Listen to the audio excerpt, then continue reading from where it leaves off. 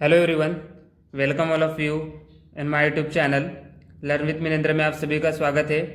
आज हम power engineering का एक टॉपिक देखेंगे। जो भी साइकिल्स है, ब्रेटॉन साइकिल्स है, वो सब हम देखेंगे, शॉर्ट्स में देखेंगे, ताकि हम गेट में उसके अच्छी तरह से मार्क्स ले सके।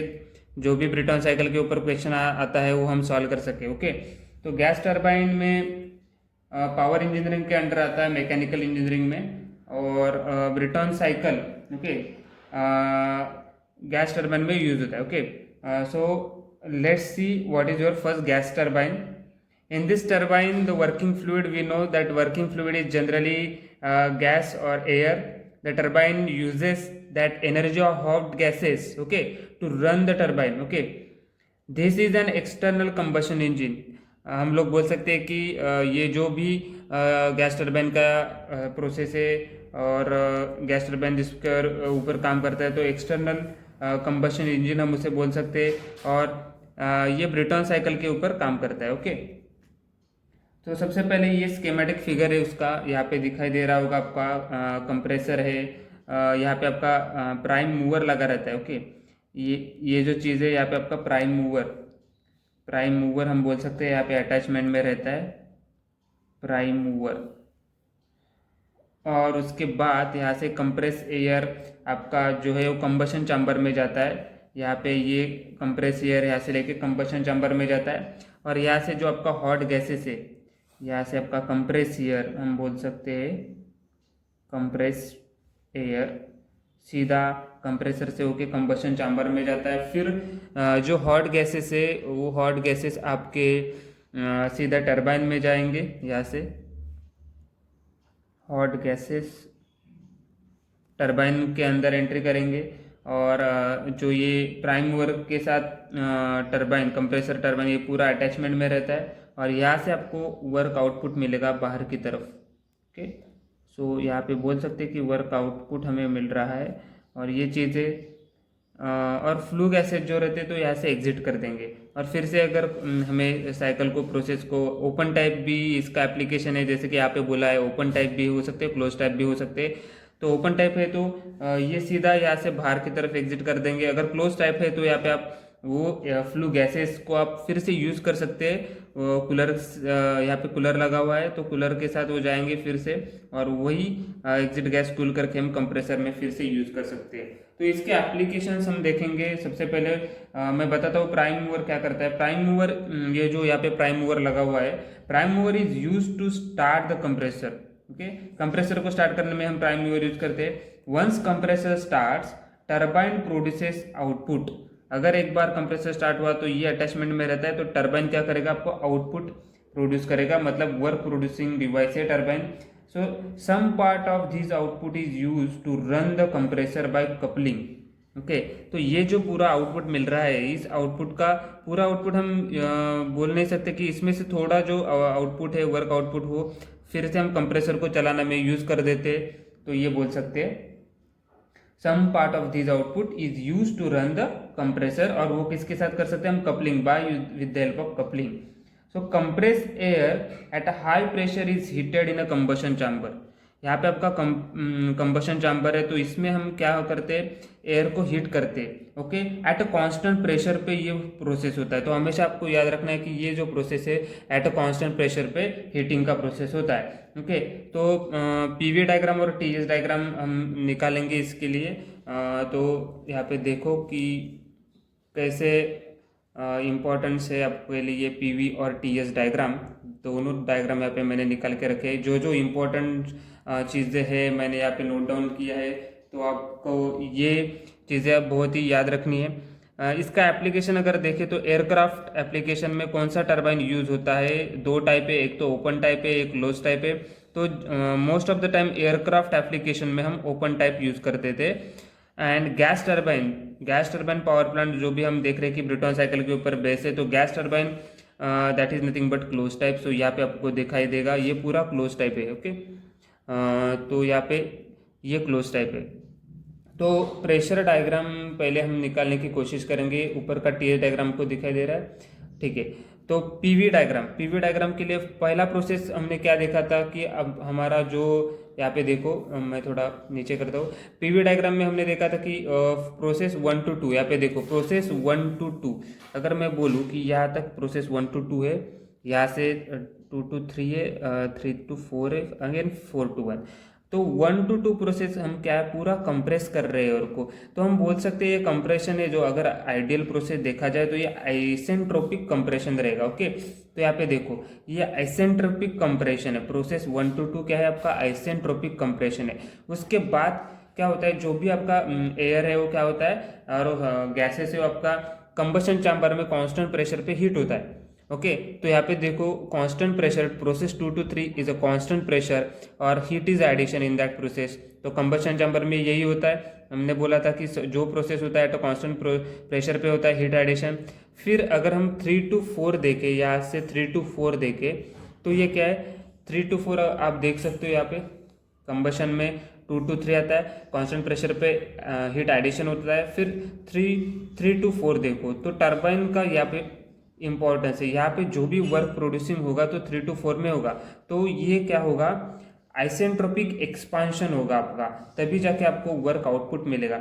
सो 3 to 4 process is your isentropic expansion process. 1 to 2 तो लिया, 2 to 3 भी लिया, 3 to 4 use isentropic expansion. What is isentropic? Isentropic is nothing but your entropy remains constant for that particular process. Okay, again 4 to 1 देखो यहाँ पे 4 to 1 हम देख सकते हैं कि फिर से हीट रिजेक्शन करेंगे, कूलर यूज कर रहे हैं, मतलब हीट रिजेक्शन हो रहा है यहाँ पे, that is nothing but at a constant pressure पे हीट रिजेक्ट हो रहा है। तो ये पूरा हम बोल सकते हैं कि गैस टर्बाइन पावर प्लांट का ब्रेटन साइकिल है, क्लोज टाइप। तो इसका टीएस डायग्राम भी निकलना आना जरूरी है। अगर टीएस डायग्राम आप निकल सकते हो तो इसके ऊपर के बहुत सारे प्रॉब्लम आपको सॉल्व हो जाएंगे। 2 मार्क के रहते हैं, 1 मार्क का रहते तो प्रॉब्लम आप सॉल्व कर सकते हो।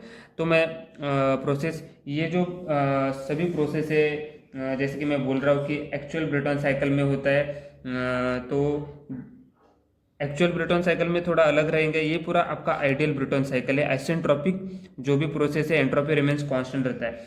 अगर आप ये टीएस डायग्राम देखते हैं कैसे बना, ये दिखाई दे रहा है यहाँ पे 1 to 2 देखो कि आइसेंट्रोपिक कंप्रेशन था, तो हमने 1 to 2 निकाला, एंट्रोपी रिमेन्स कांस्टेंट। फिर process 2 to 3 pressure remains constant, P is equal to constant, यहाँ पे बोल सकते हो आप P is equal to constant, यहाँ पे भी बोल सकते हो आप P is equal to constant. Okay, फिर 3 to 4 आपका क्या आइसेंट्रोपिक एक्सपांशन, यहाँ पे देखो 3 to 4 आपका एंट्रोपी रिमेन्स कांस्टेंट रहेगा। यहाँ पे जो एक्स एक्सिस है वो एंट्रोपिक है और यहाँ पे टी टेम्परेचर।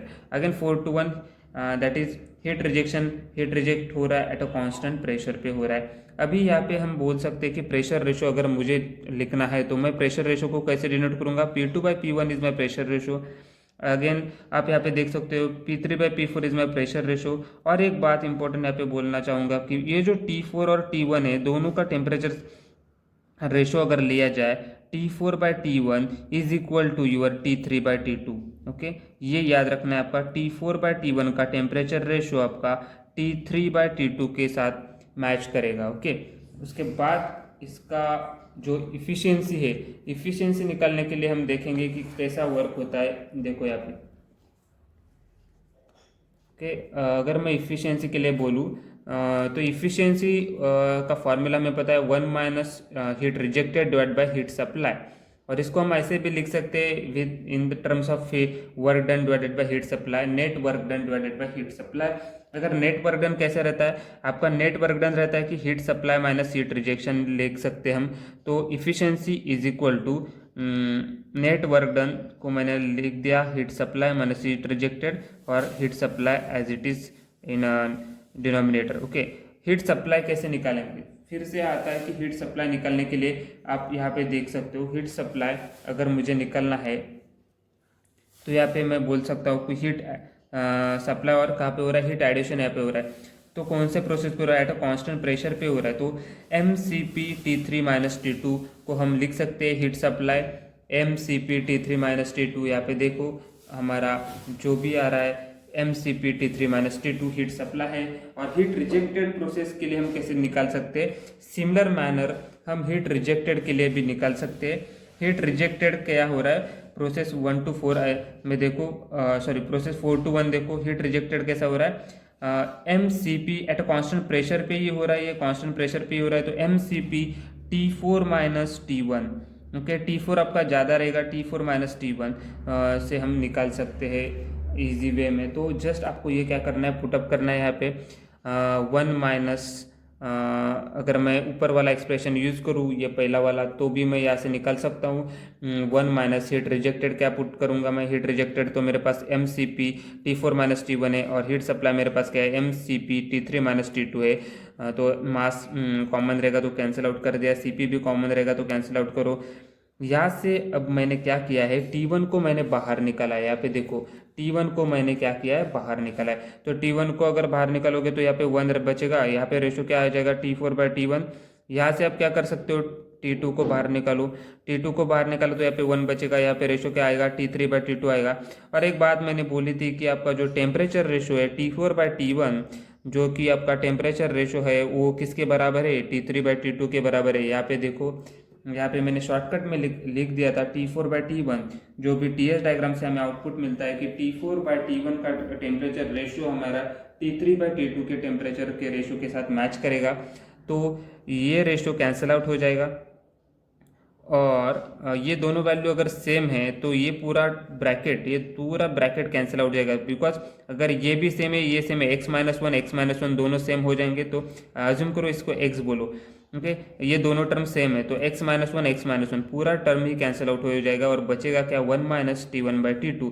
तो इफिशियंसी को हम लिख सकते हैं 1 माइनस T1/T2। और इसमें अगर एक चीज़ देखें कि आप ऐसे भी लिख सकते हो कि ब्रेटन साइकिल का इफिशियंसी पूछा जाए, 4 ऑप्शन फ्रेम किए, तो आपको ये समझ में आना चाहिए कि efficiency is equal to 1 minus T1/T2। और हमारे पास आगे जाके टेम्परेचर रेशो कैसे, टेम्परेचर रेशो और प्रेशर रेशो को हम लिख सकते हैं, एसेंट्रोपिक प्रोसेस है, तो T2/T1 को हम लिख सकते हैं P2/P1 raise to gamma minus 1 by gamma, gamma is adiabatic index, तो P2/P1 को RP लिख दिया, pressure ratio raise to gamma minus 1 by gamma. So यहाँ पे हम लिख सकते हैं कि 1 माइनस, अगर मुझे प्रेशर रेशो के टर्म में लिखना है तो क्या करूँगा, 1 माइनस T1/T2, इसका रेसिप्रोकल ले लो, तो इसका रेसिप्रोकल क्या आ जाएगा, 1 by RP raise to gamma minus 1 by gamma, ये आ जाएगा। तो इसमें कन्फ्यूजन नहीं होना है, आप ये भी फॉर्मूला लगा सकते हो और ये भी लगा सकते हो, दोनों भी सेम है।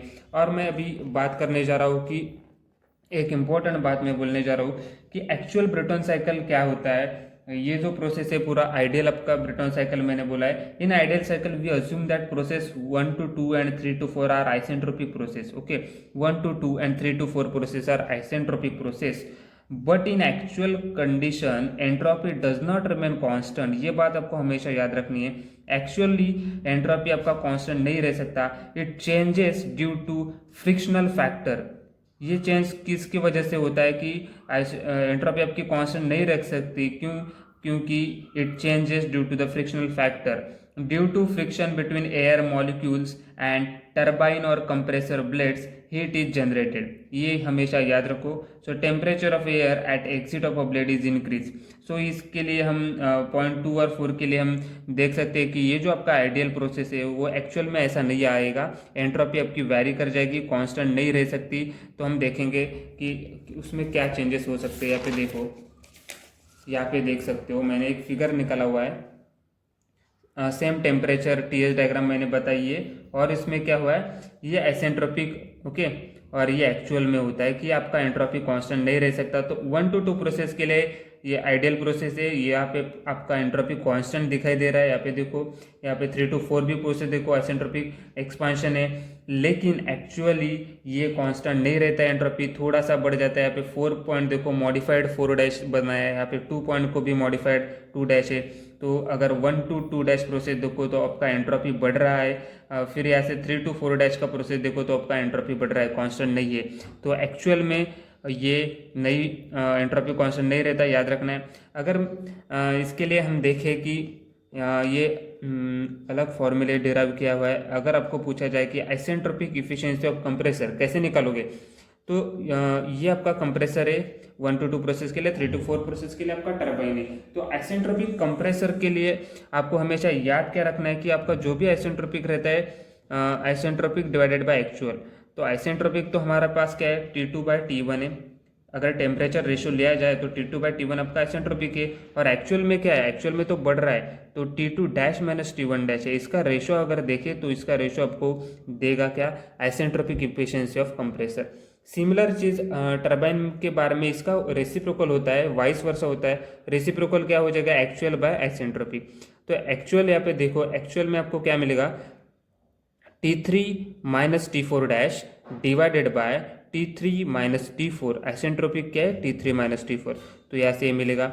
और प्रेशर रेशो बहुत बार ये डायरेक्टली पूछा है आपको, बहुत बार मैंने देखा है यूएससी में पूछा है या गेट में भी पूछा है 1 मार्क के लिए कि प्रेशर रेशो आपका ये जो है ऑप्टिमम प्रेशर रेशो, तो P2/P1 बोल सकते हैं इसके लिए। प्रेशर रेशो के लिए डायरेक्टली आपको याद रखना है कि Tmax/Tmin divided by gamma upon 2 inside bracket gamma minus one. ये फॉर्मूला बन के आता है, आपको याद रखना है। Optimum pressure ratio P2/P1 is equal to Tmax/Tmin raise to gamma divided by 2 gamma minus one. Okay. और मैं एक बात आपको पिछली बार भी बताया था कि आपको यहाँ पे देखो कि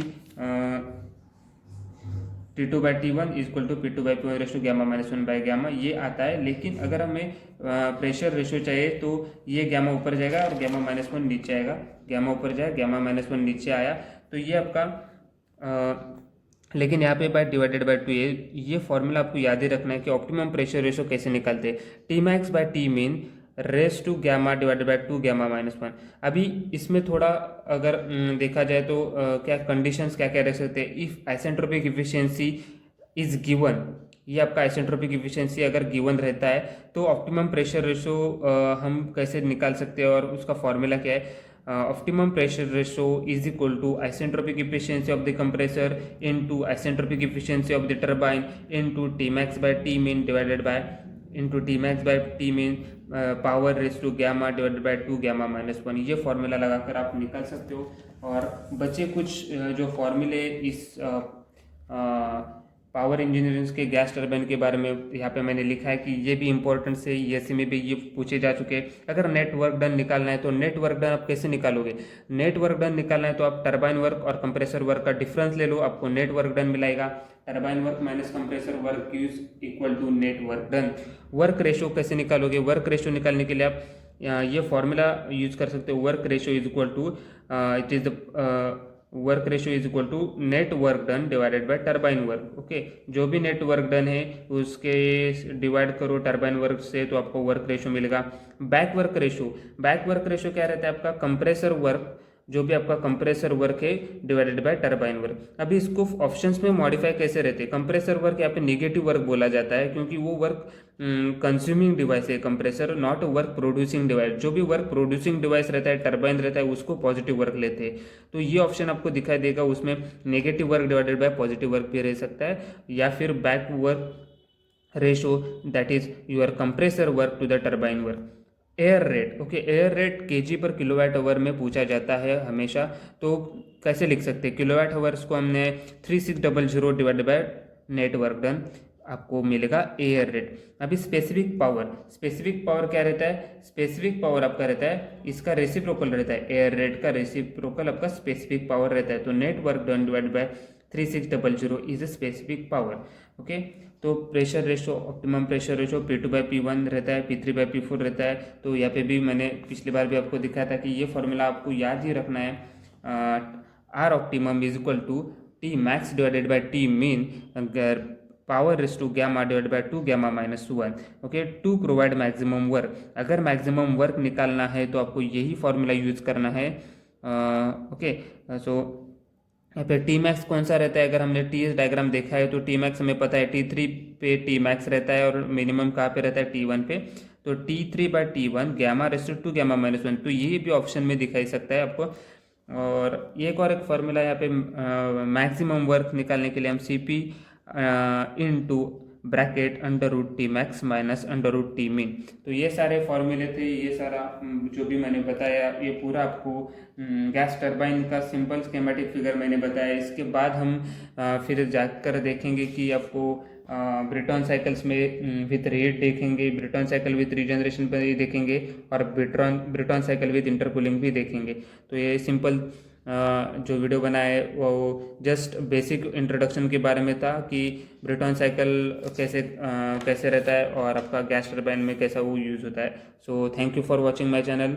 if you are not subscribe, please do subscribe. So thank you very much.